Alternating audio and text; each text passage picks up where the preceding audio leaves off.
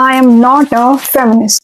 आज कई लोग खुद को फेमिनिस्ट कहने से पहले 10 बार सोचते हैं, क्योंकि कई लोगों ने इस फेमिनिज्म का मतलब कुछ और ही बना के रख दिया है। I wouldn't say I'm a feminist. I'm not a feminist, really. But I'm not a feminist. ये फालतू फेमिनिज्म।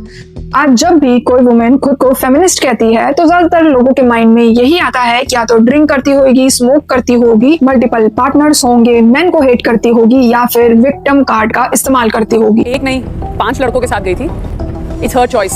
और ये ऐसा इसलिए भी हो रहा है क्योंकि फेमिनिज्म को अब कुछ इस तरीके से ही पोर्ट्रे करने की कोशिश की जा रही है, जहां सोसाइटी में मेन को काफी ज्यादा क्रिटिसाइज किया जाता था उसके टॉक्सिक बिहेवियर की वजह से, उसके ड्रिंकिंग स्मोकिंग हैबिट की वजह से और मल्टीपल पार्टनर रखने के कारण वही सेम बिहेवियर आज फेमिनिज्म और वुमेन एम्पावरमेंट के नाम पर नॉर्मलाइज किया जा रहा है। और ये कहना गलत नहीं होगा कि इसमें एक सबसे बड़ा रोल मूवीज का भी है। 2016 में आई डियर जिंदगी में दिखाया जाता है कि कैसे जो मेन कैरेक्टर होती है क्यारा, उसका बॉयफ्रेंड जब उस पर चीट करता है तो वो डिप्रेशन में चली जाती है, वो थेरेपी लेती है।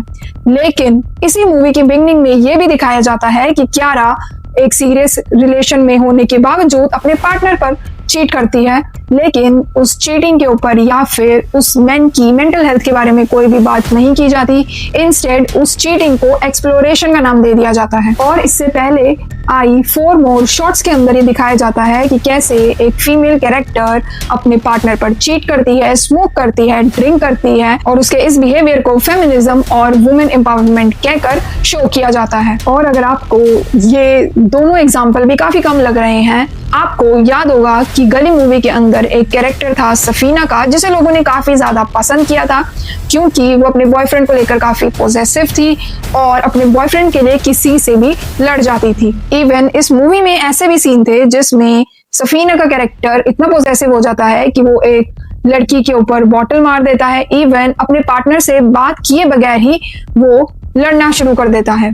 लेकिन इमेजिन कीजिए कि यही सेम बिहेवियर अगर मेल कैरेक्टर का होता तो शायद वो कैरेक्टर मोस्ट हेटिंग कैरेक्टर बन जाता, क्योंकि तब हम उस कैरेक्टर को क्यूट या फनी ना कहते, इंस्टेड टॉक्सिक, कंट्रोलिंग, एब्यूसिव और शायद मिसोजिनिस्ट ही बोल देते। और आपको ऐसी बहुत सी मूवीज मिल जाएंगी जहाँ पे फेमिनिज्म के नाम पर टॉक्सिक बिहेवियर को काफी नॉर्मलाइज करने की कोशिश की गई है। और इसी वजह से काफी लोग खुद को फेमिनिस्ट कहने से पहले 10 बार सोचते हैं।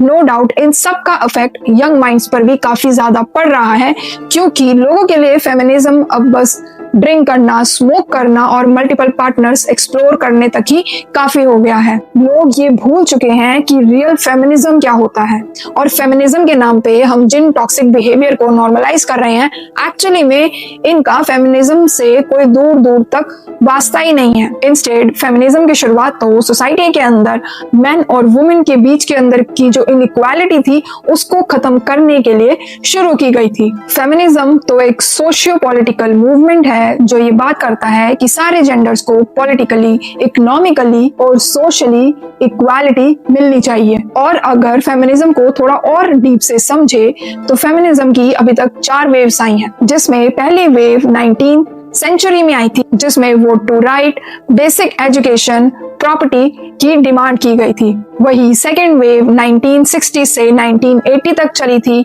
जिसके अंदर cultural inequality, gender roles, discrimination, sexuality, reproductive rights, marital rape जैसे मुद्दों पर ध्यान दिया गया था। वही थर्ड वेव की शुरुआत 1990 में हुई थी और ये वेव 2010 तक चली थी। इस वेव के अंदर race, global, queer identity, body positive, gender expression जैसे टॉपिक्स को ऐड किया गया था। वही फोर्थ वेव 2010 से अभी तक मानी जा रही है, जिसमें consent, harassment, social media activism, body shaming जैसे इंपॉर्टेंट मुद्दों को इंक्लूड किया जा रहा है। इवन कई लोगों को ये लगता है कि फेमिनिज्म वुमेन को सुपीरियर बनाता है, बल्कि ऐसा नहीं है। फेमिनिज्म तो शुरुआत से ही हर जेंडर के लिए इक्वालिटी की बात करता है, दोनों को इक्वल अपॉर्चुनिटी प्रोवाइड करने की बात करता है। Feminism even feminism patriarchy culture को भी रोकने की कोशिश करता है, क्योंकि ये पेट्रियार्की कल्चर सिर्फ वुमेन के लिए हार्मफुल नहीं है, इवन मेन को भी ये काफी ज्यादा नेगेटिवली अफेक्ट करता है। पेट्रियार्की कल्चर में ये कहा जाता है कि मेन रोते नहीं हैं, जिसकी वजह से मेन की मेंटल हेल्थ, इमोशनल हेल्थ के बारे में कोई बात ही नहीं करता था। लेकिन फेमिनिज्म की वजह से मेन की भी इमोशनल और मेंटल हेल्थ को काफी ज्यादा इंपॉर्टेंस दी गई है। पेट्रियार्की में ये तक कहा जाता है कि घर की फाइनेंशियल सिचुएशन को सिर्फ मेन ही हैंडल करते हैं।